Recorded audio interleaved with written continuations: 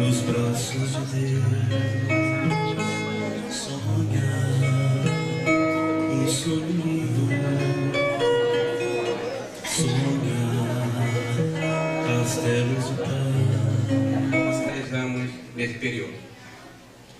Confraternização esta com os velhos amigos e a conquista com novos amigos.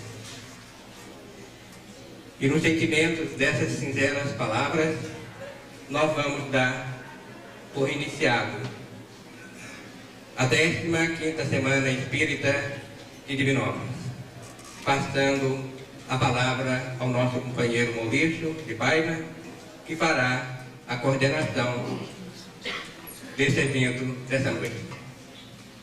Casa do Caminho.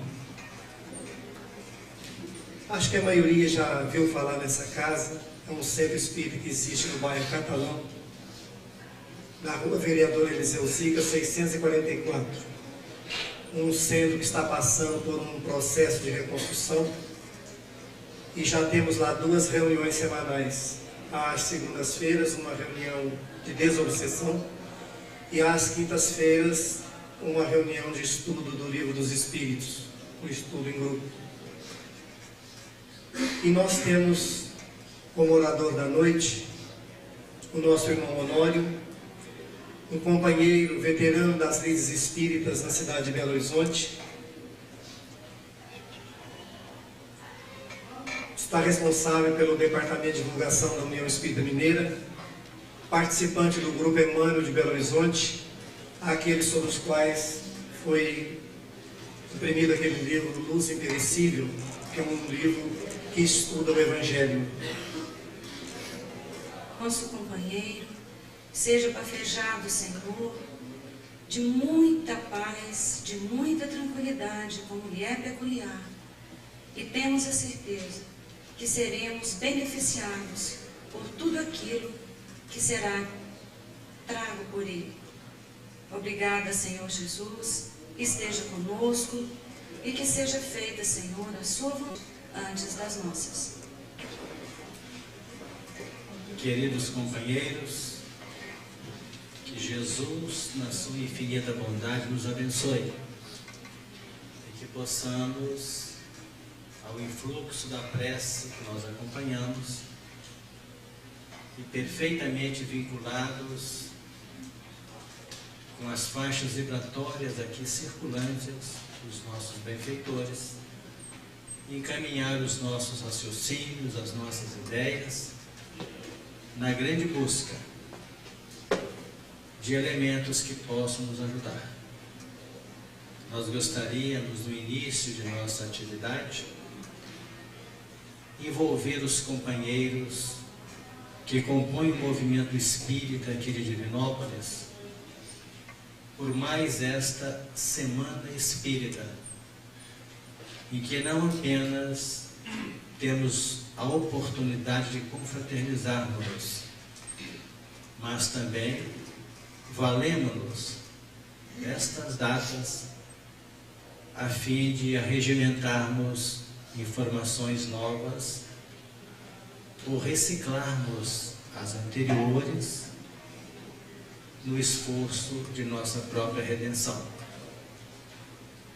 Nós abrimos o Evangelho de Jesus em João, no capítulo 8, no versículo 12, e vamos encontrar Jesus dizendo: eu sou a luz do mundo. Aquele que me segue não andará em trevas, mas terá a luz da vida. Definindo de outra parte acerca do envolvimento do nosso orbe com os padrões maiores que direcionam a nossa proposta de crescimento, o evangelista Mateus registrou no capítulo 4, nos itens 16 e 17, mais alguma coisa a se relacionar com a luz. O povo que estava assentado em trevas viu uma grande luz. e aos que estavam assentados na região e sombra da morte, a luz raiou, já definindo nesta oportunidade a conjugação de dois povos, que perfeitamente integrados na grande luta da redenção, recebiam o influxo amorável de Jesus em seu próprio benefício. De um lado, os autóctones, encaminhando-se ao mecanismo de aprendizagem através dos milênios aqui no nosso orbe. De outro lado, aqueles povos provenientes de outros rincões galácticos, que aqui aportaram com a função de se redimirem perante as consciências diante de Deus e ao mesmo tempo cooperar de modo eficaz no encaminhamento de corações no rumo da aprendizagem. O Evangelho, pelo que nós temos aprendido, ele não é, ao enfoque da doutrina dos Espíritos, aquele manual a ser trabalhado mais na intimidade dos templos.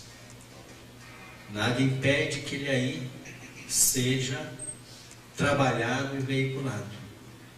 Mas nós podemos depreender que o Evangelho é o maior código de vida que o homem já pôde receber. Código científico de vida. Entendemos que Jesus, ao definir esta linha orientadora para as grandes conquistas dos seres, pôde definir e João registrar no capítulo 10, item 10 do seu Evangelho. Eu vim para que tenham vida e a tenham com abundância. Naturalmente, durante muitos séculos, a mensagem de Jesus foi trabalhada praticamente dentro destes templos. Tentamos fazer uma separação entre aquilo que reportava aos valores amplos do Espírito com os padrões ou as nossas atividades no plano das expressões puramente humanas. Entendíamos que deviam ser faixas a trabalharem separadas. O sentido moral, o sentido ético, tudo isso veiculado sob o fundamento do Evangelho, mas na intimidade, às vezes até mesmo impenetrável dos templos. Vamos observar que o Evangelho passa a constituir para aqueles que o têm descoberto na sua genuinidade como aquele instrumento despertador e gerenciador dos potenciais profundos de nossas almas, já que ele se nos apresenta com um aspecto eminentemente educacional. Então temos que trazer a Judéia, a Galileia, a Samaria, Decápolis, todas as áreas trabalhadas por Jesus há 2 milênios passados para a atualidade, na intimidade dos nossos próprios corações. No decorrer desses séculos, a fé passou a ser um desafio aos seres. Fé naquele sentido exclusivamente de relação do ser com os planos maiores. Fé em Deus, fé em Jesus.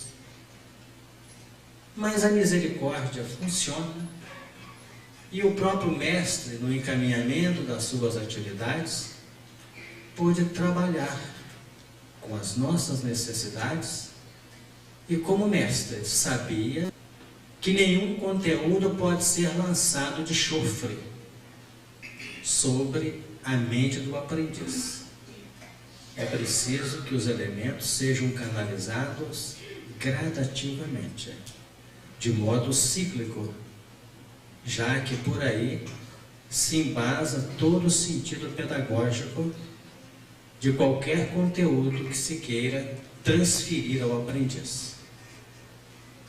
Jesus opera com tranquilidade em várias áreas, ensinando e cooperando com os aprendizes no erguimento de seus valores interiores, inclusive aliviando dores e balsamizando feridas, para que o aluno, o educando, tivesse condições de percepção. Já nos momentos que antecederam o seu retorno aos planos do Espírito, nós vamos encontrá-lo prometendo o advento do Consolador. Mas o Consolador, o Espírito Santo, que o Pai enviará em meu nome, esse vos ensinará todas as coisas e vos fará lembrar daquilo que eu vos tenho dito. Nós vamos identificar esse texto no capítulo 14, item 26, também do Evangelho de João. Definindo o sentido das revelações gradativas, já no capítulo 16 do mesmo Evangelho, nos itens 12 e 13, nós registramos: muita coisa tenho que vos dizer, mas vós não podeis suportar agora. Mas quando vier o Espírito de verdade, esse vos guiará em toda a verdade, porque não falará de si mesmo, mas dirá daquilo que tiver ouvido e vos anunciará aquilo que há de vir.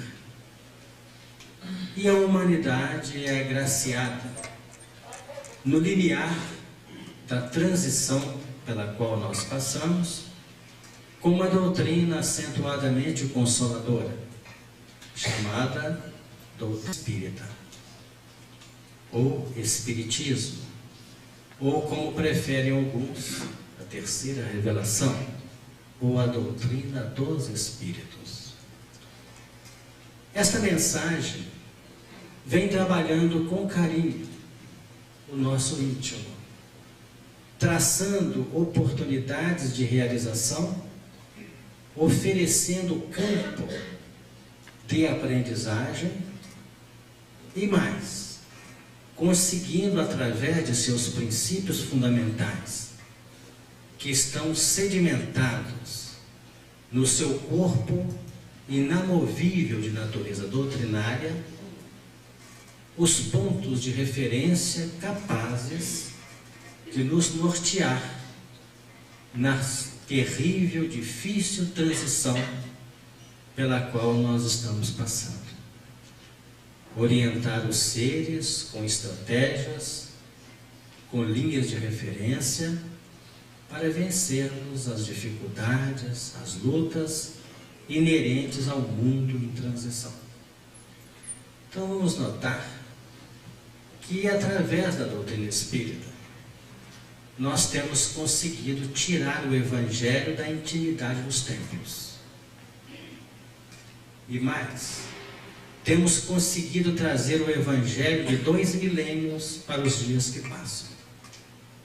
E mais, temos aprendido que este mesmo Espiritismo é uma doutrina de eleição da vida, não de preparo para a morte.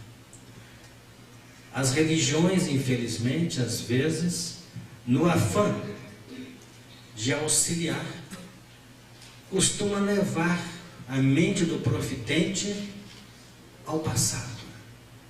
A doutrina vai lá, traz o Evangelho para o agora, trabalhando no terreno do coração, despertando os padrões que necessitamos para encontrar o que há de mais importante para nós, que é o equilíbrio, a paz, sem o que a felicidade permanecerá distante.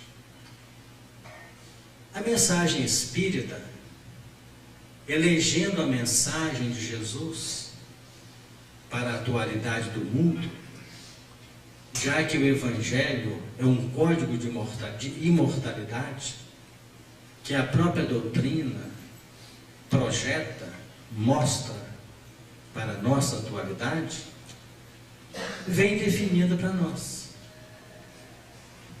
a presença deste mesmo Evangelho em todos os tempos, a nortear o Evangelho os acontecimentos do próprio orbe,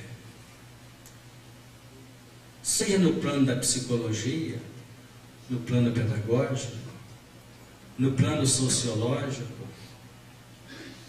nos campos da orientação dos seres. O Evangelho sempre está a revelar conteúdo que, apesar de canalizado para nós há 2 milênios, estão como que atualizados ante as ciências que norteiam o campo social na atualidade.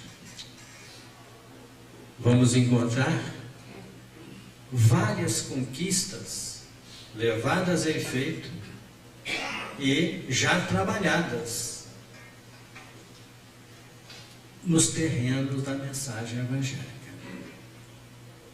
Participando de um curso de certa feita no Rio de Janeiro, nos campos da doutrina, a gente pôde ler páginas de técnicos no campo da pedagogia a levantarem com muito carinho e dentro de planos científicos a propriedade das parábolas,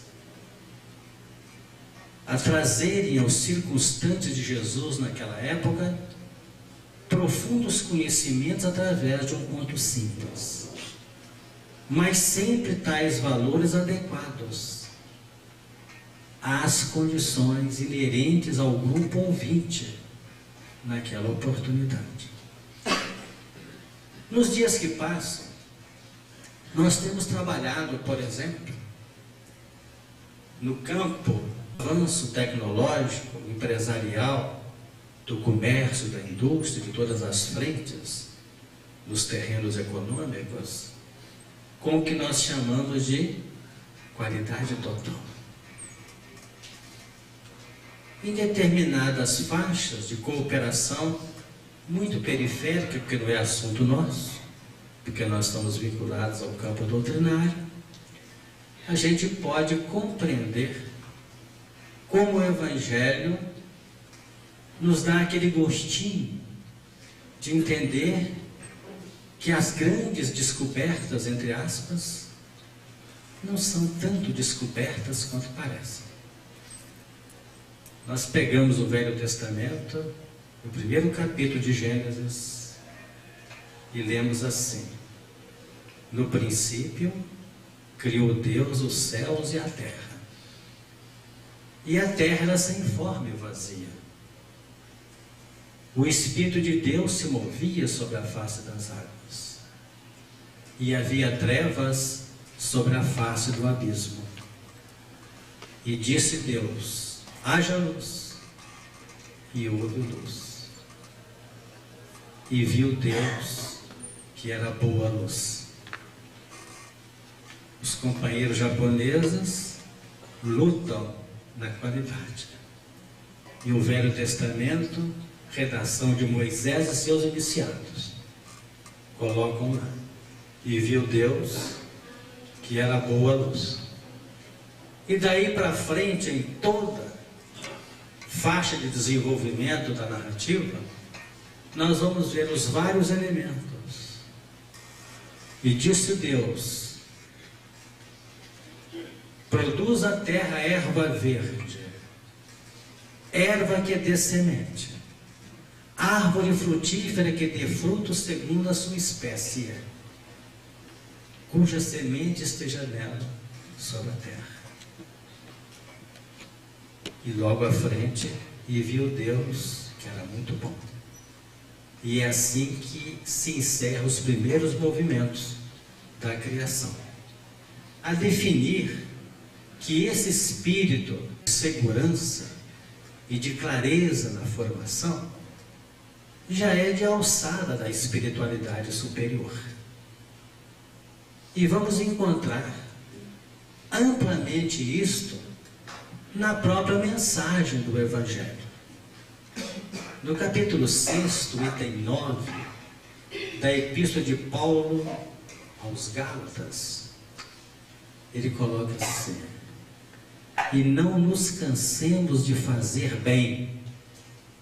Não tem o artigo, não.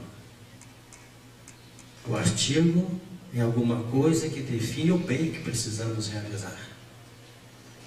Mas no capítulo 6, item 9 de Gálatas, ele mostra: não nos cansemos de fazer bem, porque o ato de fazer bem é que nos leva a atestar que nós temos aprendido alguma coisa no campo do aperfeiçoamento.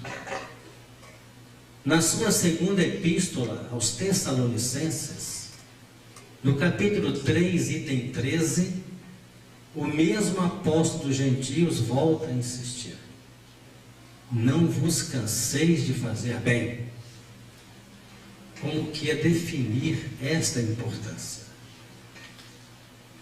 No capítulo 5, item 48 do Evangelho de Mateus, nós vamos encontrar o fechamento de Jesus em todo o histórico que ele trouxe. Sede vós, pois, perfeitos, como perfeito é o vosso Pai, que está nos céus. E vamos notando que através dos tempos, nós somos levados a cotejar esses padrões ao nível do aperfeiçoamento. O chamamento à unidade está implícito em todo o encaminhamento da mensagem de Jesus. É como se nós fôssemos chamados a abrir terreno na busca de recursos, para trabalharmos no retorno, na busca da grande unidade. A globalização, falada e decantada na atualidade, é alguma coisa que emerge do contexto social. Talvez fosse meio pretensioso o Honório, aqui à frente, querer fazer uma abordagem científica da globalização. Mas a doutrina espírita tem essa virtude. Nos convoca, às vezes, a fazermos cotejo relativamente aos acontecimentos. Por quê? Porque é da própria intimidade doutrinária espírita que ela caminha junto da ciência. Onde a ciência para, o espiritismo prossegue às vezes.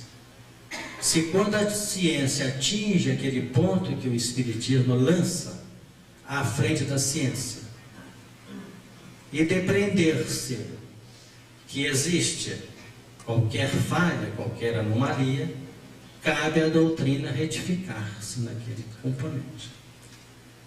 Então Jesus lança os seres aos planos da aprendizagem. Aquele que não abandonar pai, mãe, irmãos, não é digno de mim. E as criaturas são convocadas à saída, para depois definir para nós: eu e o Pai somos um, e nós faríamos um com Ele, na grande proposta de integração e de unificação. O processo da globalização emerge na atualidade a sugerir pontos interessantes, nada obstante representar todo esse esforço, um sistema, um mecanismo em que os padrões acentuadamente humanos ainda vigoram nos campos do interesse econômico. Os países, durante muitos séculos, trabalharam em suas próprias intimidades. A internacionalização foi um fato através dos séculos. E hoje o sistema globalizado está trabalhando um fator de integração, de aproximação. Então o nosso mundo, ele era subdividido em N mundos. Mundo europeu, mundo indiano, mundo zulu, mundo asteca, mundo maia, e assim sucessivamente. No momento, a Terra, na sinfonia dos mundos, assume um degrau acima. Está tomando o seu legítimo posto de planeta integrado. Agora, o componente que necessariamente vai garantir o campo de segurança em meio a tudo isto são exatamente os conhecimentos de que nós estamos nos beneficiando.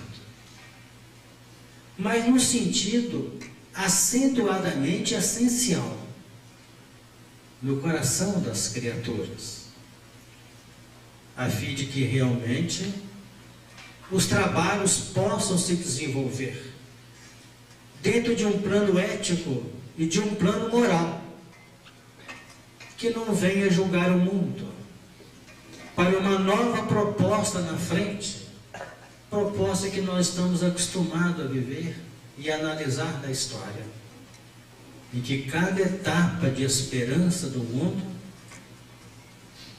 se edifica sobre os escombros. Não tem sido assim? Cai tudo e das cinzas sobe uma nova esperança. Já é tempo, quem sabe, de nós encontrarmos caminhos mais adequados, caminhos mais justos, em que as tarefas possam se desenvolver em outros planos de dimensão. Vamos observando. A atualização é um convite a nós, a notar que nós não estamos sozinhos ou isolados do resto do mundo. Até bem pouco tempo, as nações se caracterizavam por núcleos com as suas estruturas peculiares, fronteiras acentuadamente protegidas.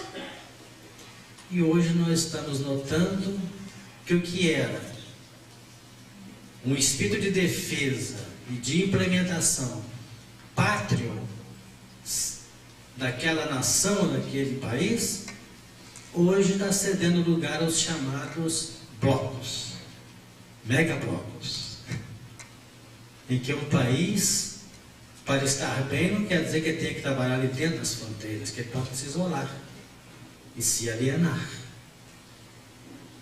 São condições peculiares ao mundo em transição. Várias coisas emergem também de tudo isso. É preciso entender que esse processo, ele é característica fundamental das modificações pelas quais a nossa humanidade está passando. De um lado, alguns tratadistas definem que é através desse processo que estão sendo desativadas as guerras, embora em potencial elas permaneçam pulsando com as linhas de defesa e talvez até de ataque. Mas no plano geral dos acontecimentos, os generais estão cedendo lugar aos executivos. Isso é muito importante ter isso em conta.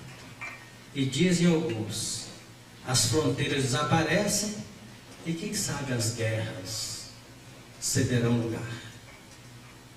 Os capitais saíram dos cofres Porque através dos recursos da internet, dos veículos de comunicação, dos chips, dos computadores, que praticamente irradiaram a partir de 70 uma nova dimensão para o mundo, tudo está se alterando. Mercadorias, N reuniões, ideia de moeda única, como estão tentando na Europa, isso tudo praticamente fazendo as fronteiras derruírem, a mostrar uma nova mentalidade.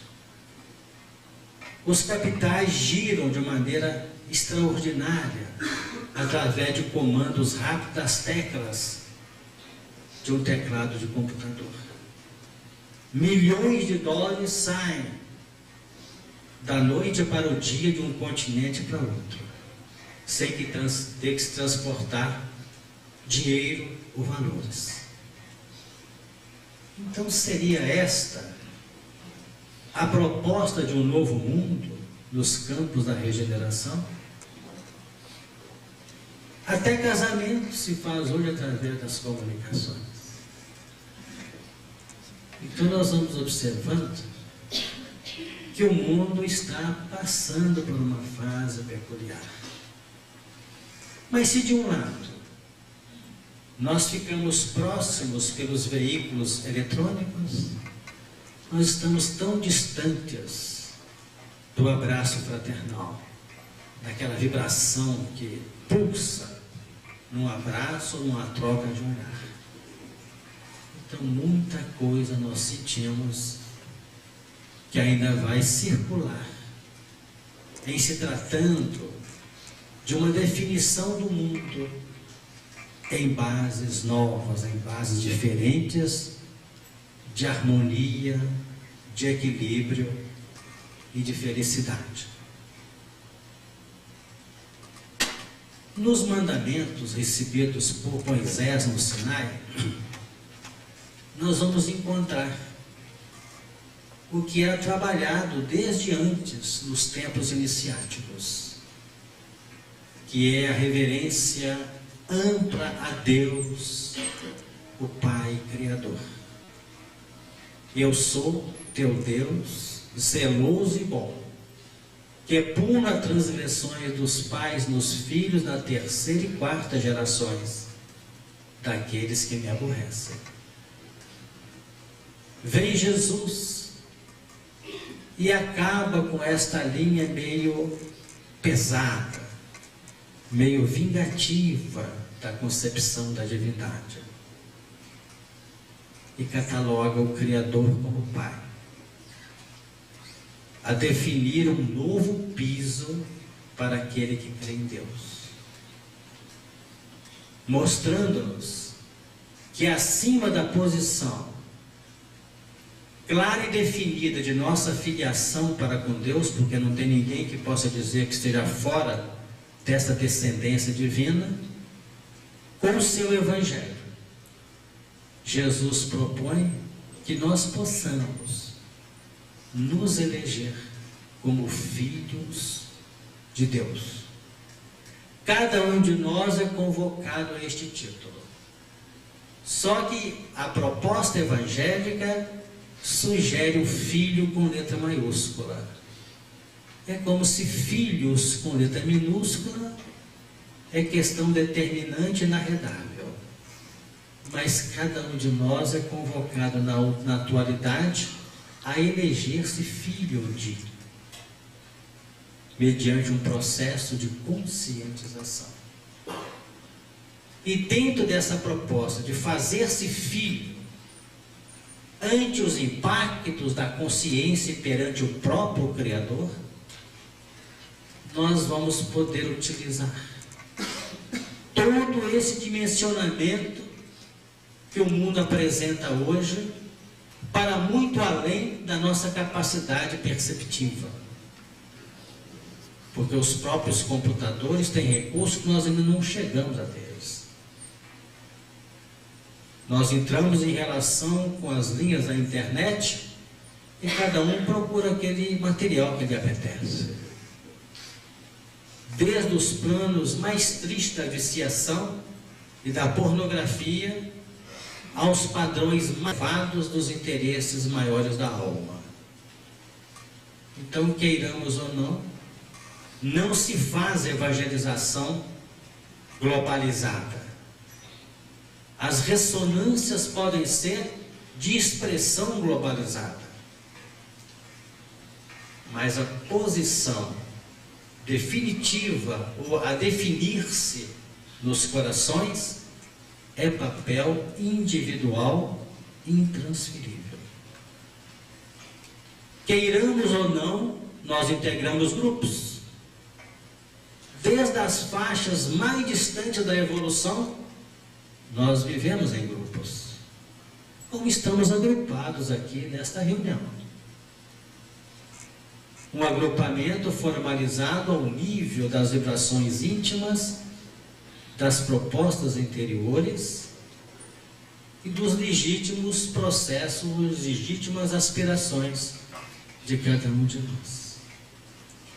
Quando termina o nosso trabalho, cada um de nós se recolhe ao seu reduto. E ninguém vai levar consigo um fiscal para saber o que vai fazer após a nossa debandada da nossa atividade. Então nós observamos que os movimentos amplos que oscilam as massas, eles de algum modo representam o reflexo daquele grande grupo ali constituído. Mas que cada um de nós, a partir da célula que representa o nosso ponto de referência no universo, somos chamados a dar o recado à vida. Antes, mediante um processo de pregação sistemática ao nível dos discursos. Hoje, através de uma postura em que nós nos comunicamos e verbalizamos, através da palavra falada, escrita, do gesto, do movimento, tudo representando uma forma de comunicação. Então nós temos uma escala imensa que nos é aberta para que cada um de nós defina o degrau em que realmente se acha ajustado. No próprio Decálogo de Moisés, recebido cerca de 13 séculos antes de Jesus, nós já vamos observar aquela série de mandamentos a cercearem aquela nossa postura irreverente dentro dos pontos acentuadamente instintivos. 7 dos 10 mandamentos são de natureza negativa. E na atualidade, em meio a muitos desmandos, nós já estamos bafejados por uma série enorme de indicativas de fisionomia positiva. Nós estamos sendo convocados hoje a fazer, a operar. Os grandes expositores trazem muitas mensagens. E por mais lúcido seja o nosso preceptor ou o nosso professor, a gente vai notar que possivelmente ele canalizou uma fração mínima de valores novos. Porque um percentual enorme das suas colocações foram de características repetitivas, a mostrar a cada um de nós que antes de padrões novos, nós somos chamados a operar com aquilo que já temos. A doutrina nos apresenta este ângulo extraordinário. Trabalha conosco oferecendo material substancial da aprendizagem, integrando-nos no plano da ciência humana e abrindo determinados departamentos em que nós podemos oferecer e operar ao nível da vontade íntima naquilo que mais condiz com, vamos dizer, conjuga com a nossa maneira de ser, a nossa maneira. Então não tem como querer aplicar o Evangelho de maneira violenta no sistema de globalização. A integração ainda é resultante de um sistema, a partir de centros políticos e econômicos. E a grande massa opera nos padrões que respondem aos interesses humanos ainda.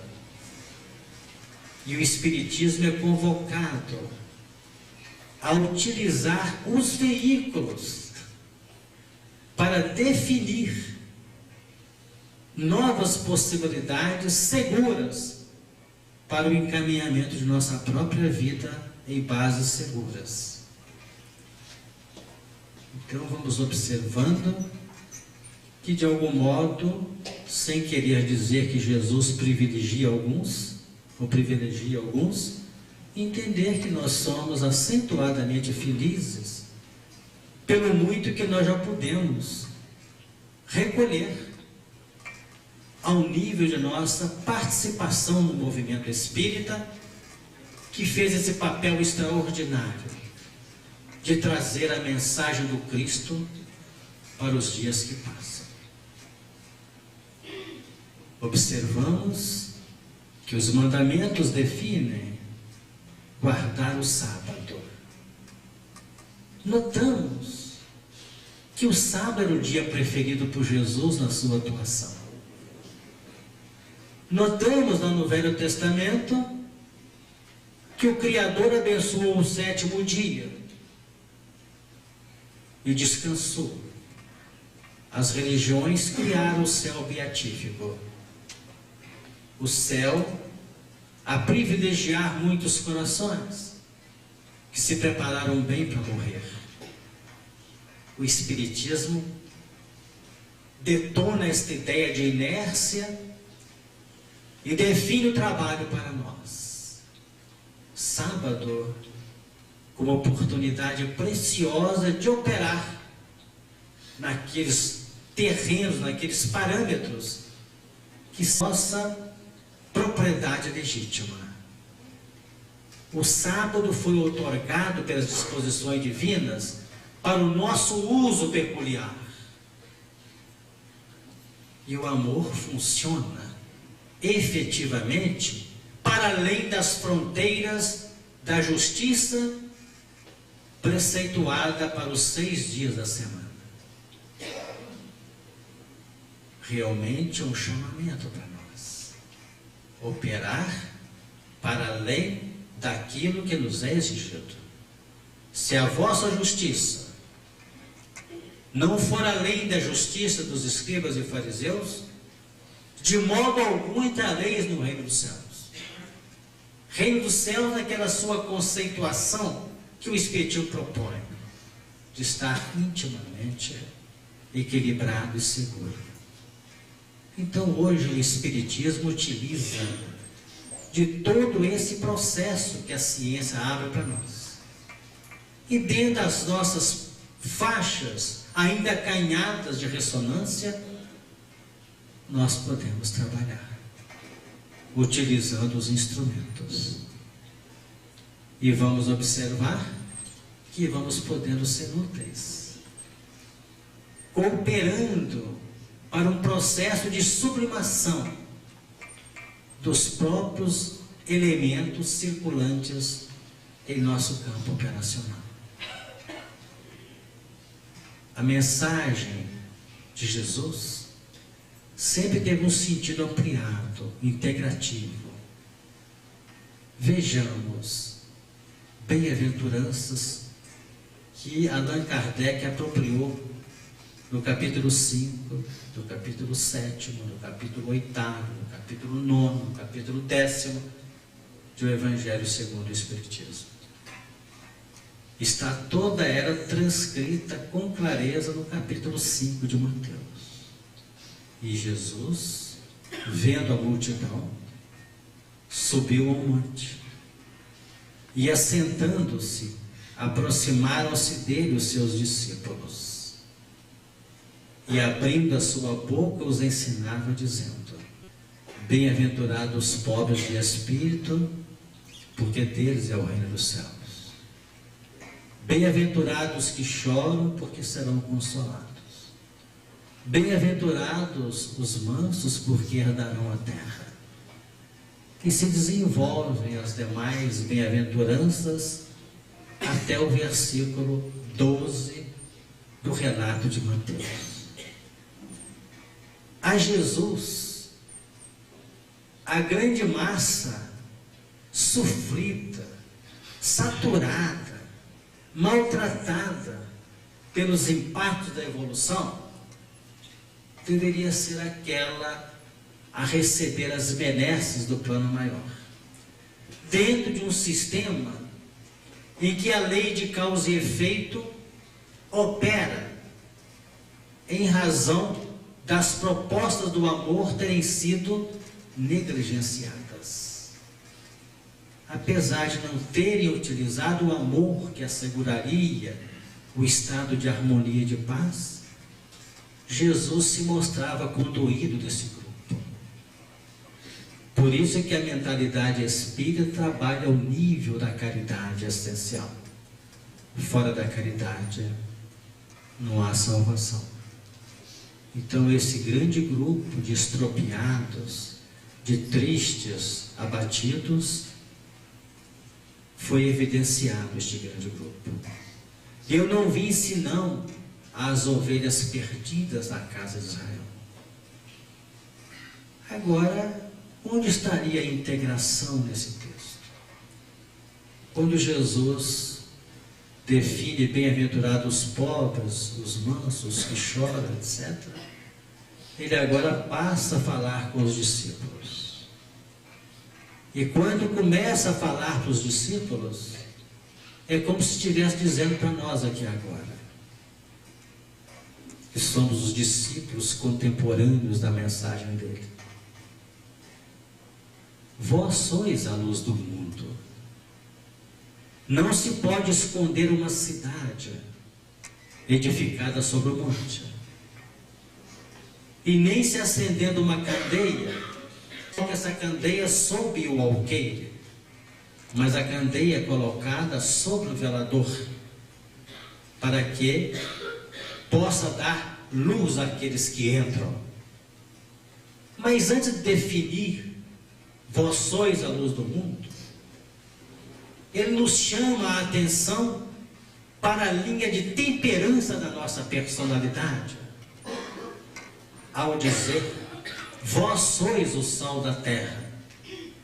Se o sal se tornar insípido, com que se salgará? Para nada mais servirá, senão para ser pisado pelos homens.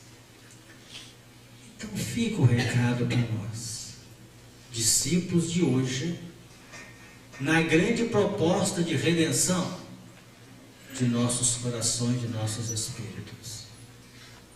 O Espiritismo necessita de contar com as criaturas inteligentes no seu âmago. Nós costumamos dizer em nossas atividades, é uma doutrina para os inteligentes, porque nos ajuda a trabalhar usando a razão.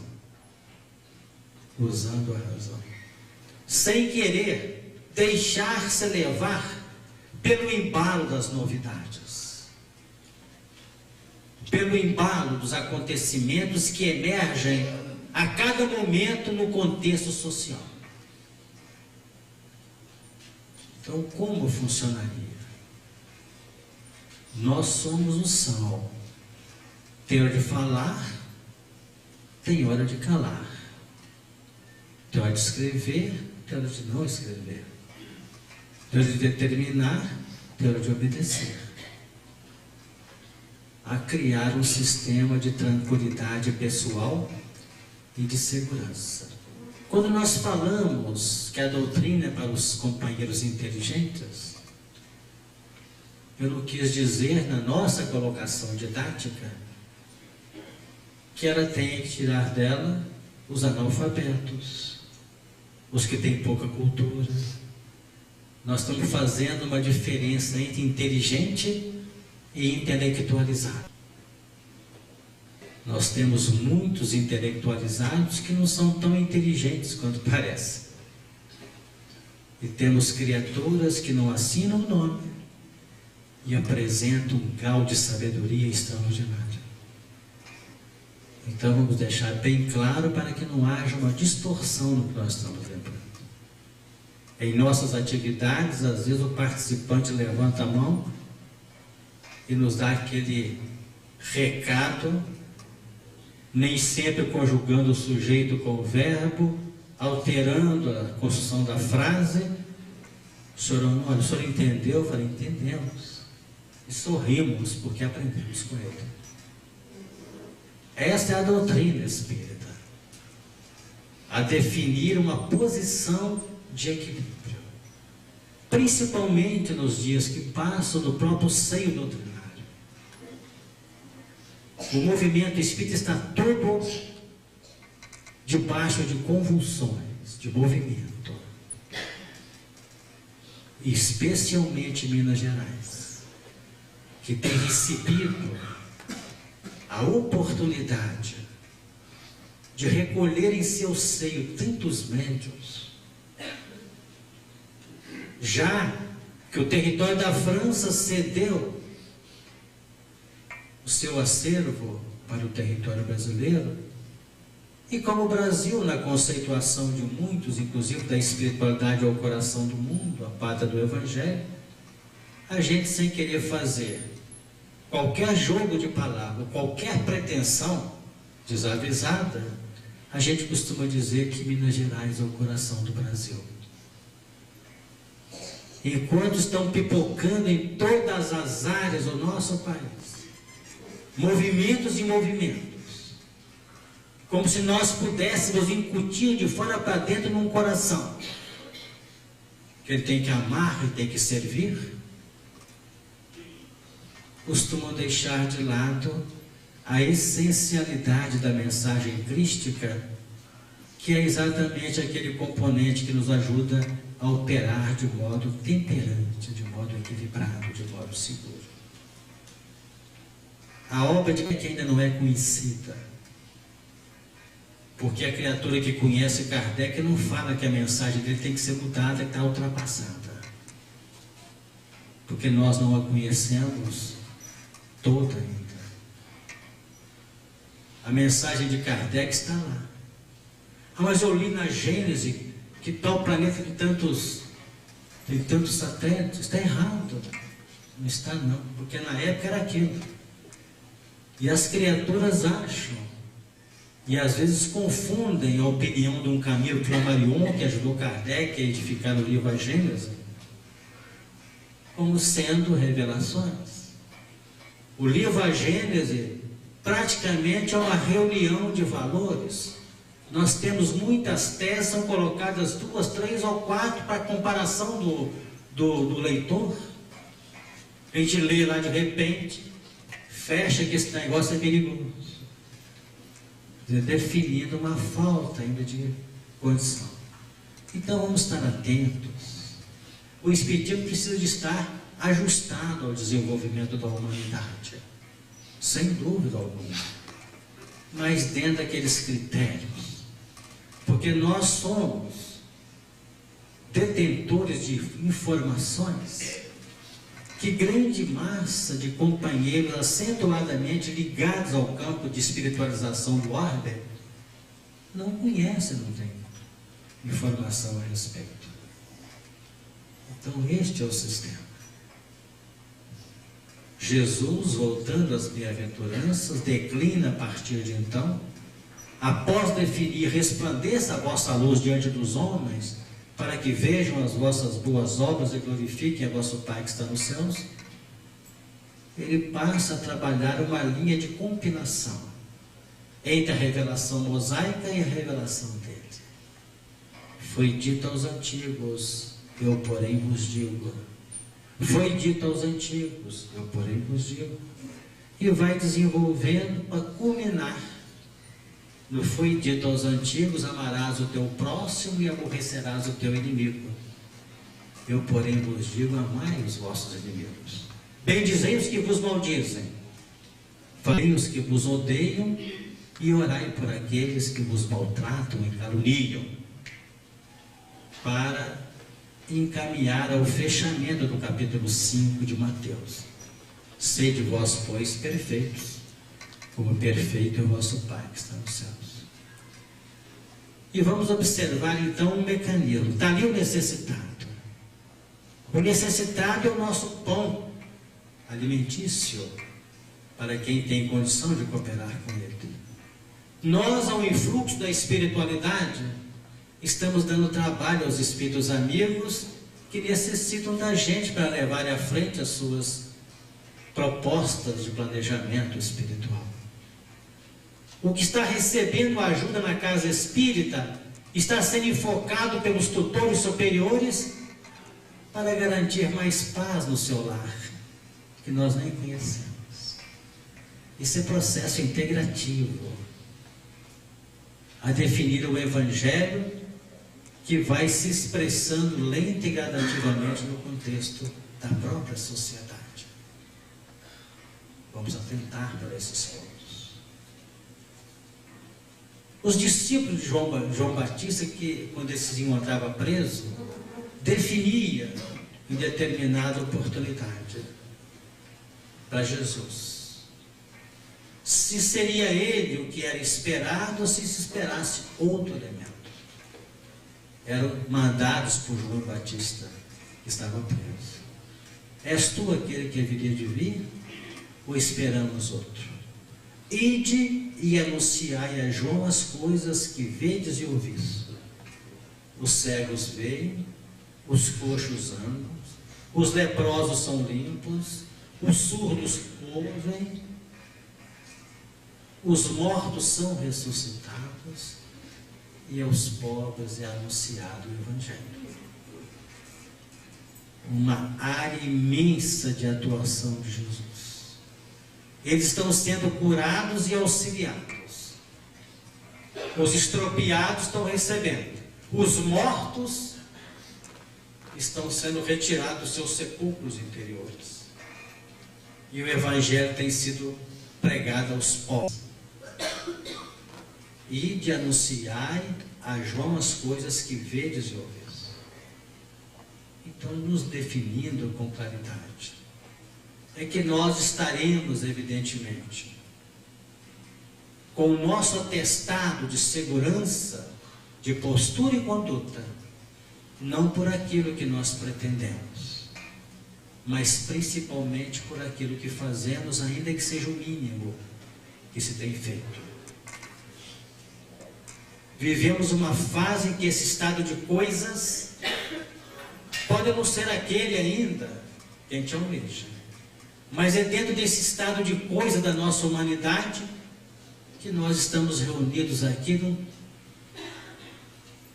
num auditório de uma Câmara de Vereadores, numa perfeita linha de sincronia com as autoridades de um dos poderes valiosos e importantes da nossa nação, a definir o que? Época que nós estamos vivendo.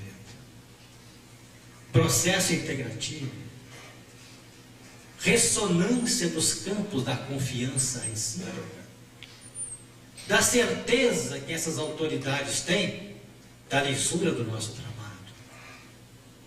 da distrição que nós implementamos, indo às tribunas se preciso for, no encaminhamento das ideias embasadas na mensagem do Cristo. E nós vamos observar que em todas as áreas da nossa sociedade atual, o nosso Brasil, que recebe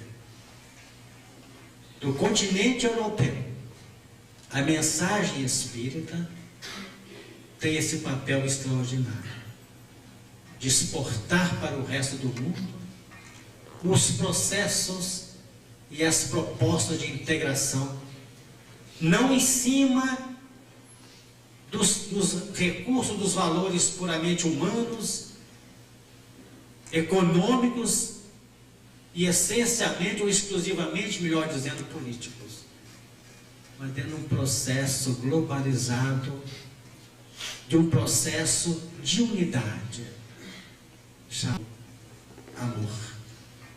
Um mandamento vos dou, que vos ameis uns aos outros como eu vos amei.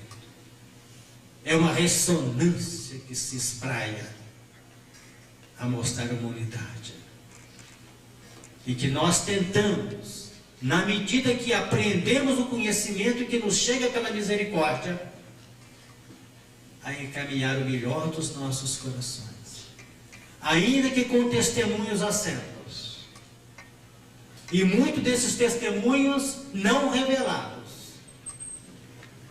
Nós conhecemos o evangelizador da criança que na véspera da aula, por não ter condições durante a semana, vai madrugada dentro, na reunião dos seus recursos para a sua aulinha de evangelho.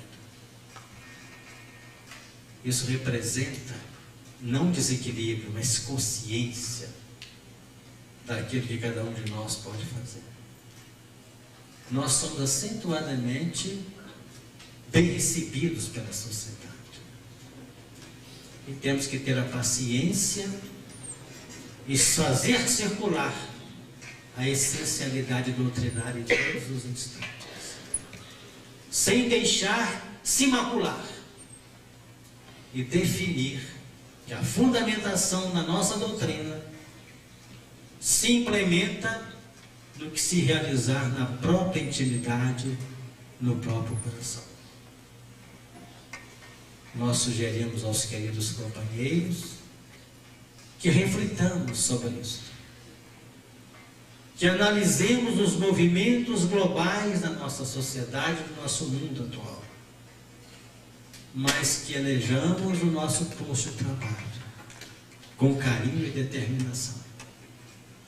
Porque se o corpo nosso tem 60 trilhões de células, cada uma delas tem o seu papel específico. E cada um de nós pode operar trabalhando cada um desses componentes, já que para o amor não existem fronteiras. Queremos nesta hora agradecer os queridos companheiros que acompanharam as nossas reflexões. Agradecer aos companheiros organizadores de mais esta semana em Divinópolis, por nos conceder o ensejo de estarmos aqui, refletindo acerca da mensagem de que tanto precisamos.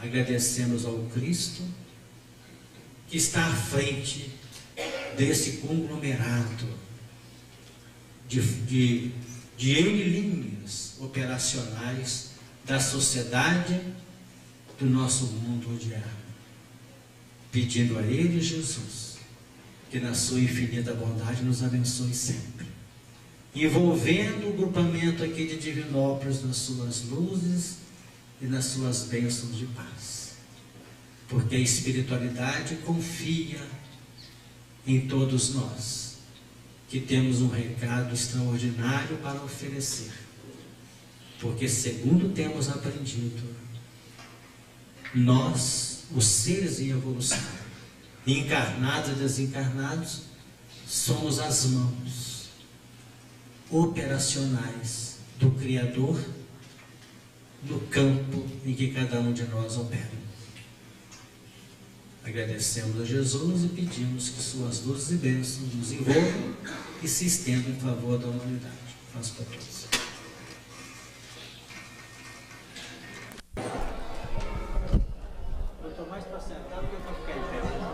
Nós estamos aqui com o senhor Honório de Abreu e ele está fazendo um trabalho aqui conosco na Semana Espírita de Divinópolis e resolvemos fazer algumas perguntinhas dado o término de sua palestra na noite de hoje. Senhor Honório, nós sabemos que trabalha com a União Espírita Mineira no Departamento de Divulgação Doutrinária. E a gente gostaria de saber como é o seu trabalho nesse departamento em vista da globalização. Nesses momentos, como está o trabalho, como é o andamento do trabalho na União Espírita Mineira? Nós gostaríamos inicialmente de fazer uma retificação. Nós não estamos à frente do Departamento de Divulgação. Nós estamos à frente do Departamento para Assuntos de Unificação do Movimento Espírita em Minas Gerais. É evidente que a área de divulgação ela é inerente ao nosso próprio trabalho. Então não vamos dizer que haja erro nessa colocação.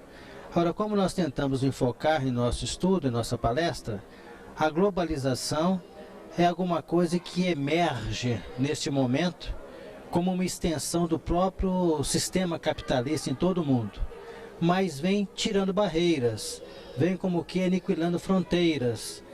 Nada obstante, o sentido de fundamentação ainda econômico que vige em todo esse processo, movimentando as massas, o processo apresenta recursos, apresenta elementos que o Espiritismo pode perfeitamente utilizar, principalmente no que reporta a questão da informática, das comunicações, de toda esta vasta rede em que o mundo está muito mais perto de nós do que há uns anos atrás, favorecendo assim um trabalho equilibrado, justo e muito, vamos dizer, sensato da parte de todos quantos estejam à frente desses movimentos. É a nossa opinião. Agora, a respeito da globalização, também perante a Federação Espírita Brasileira, qual a orientação que a FEB vem trazendo, o senhor que está mais próximo através da União Espírita, qual a orientação que eles vêm trazendo a nível de globalização, dessa modificação toda que tem também em vista da chegada do terceiro milênio?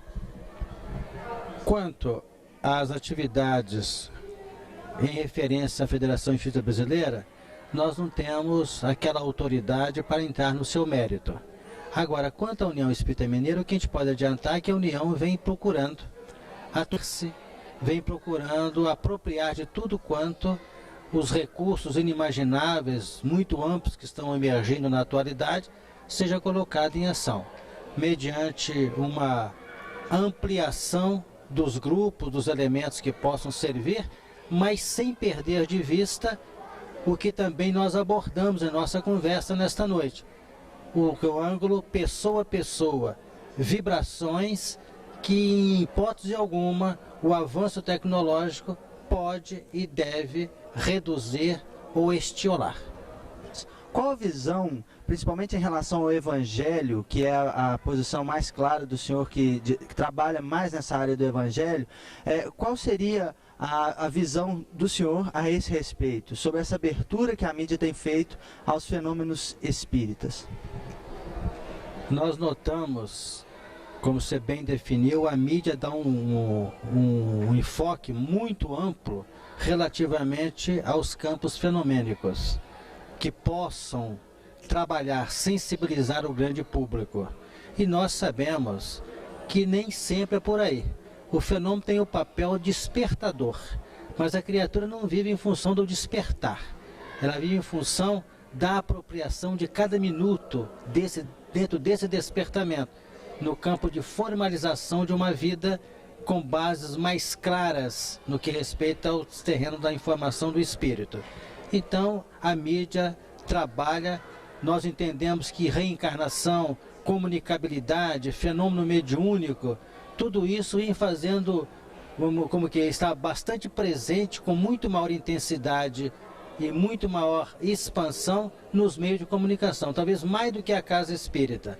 Agora, a casa espírita, bem estruturada, compete esse trabalho de sedimento renovador do ser, com base nessas informações que chegam ao grande público, mas nem sempre pode ser apropriada para esse público como sendo um instrumento que oferece condições de chamamento a ele para que ele implemente um sistema renovador, que onde reside o legítimo ponto fundamental da renovação do ser. E uma última questão que a gente coloca seria a questão desses fenômenos, dessas mudanças de final de milênio e também do aparecimento, do despertar para a globalização, se isso seriam sinais de estarmos chegando a um ponto de regeneração no planeta?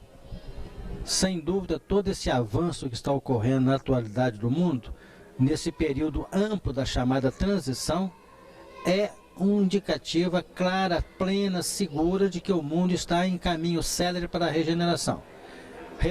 Embora tenhamos que levar em conta que a mudança do milênio não implica na chegada da regeneração. Nós temos aí muitos e muitos anos, talvez ainda séculos, para ir definindo, para ir como que embasando com firmeza e segurança sobre os fundamentos da mensagem espírita e do Evangelho, os legítimos terrenos onde estarão sendo edificados, ou edificadas as bases de uma nova era, em novas bases, em novo âmbito de segurança, de paz e harmonia para todos nós. A gente agradece imensamente essa oportunidade e esperamos que o senhor volte tranquilamente para o aconchego do lar. Boa noite.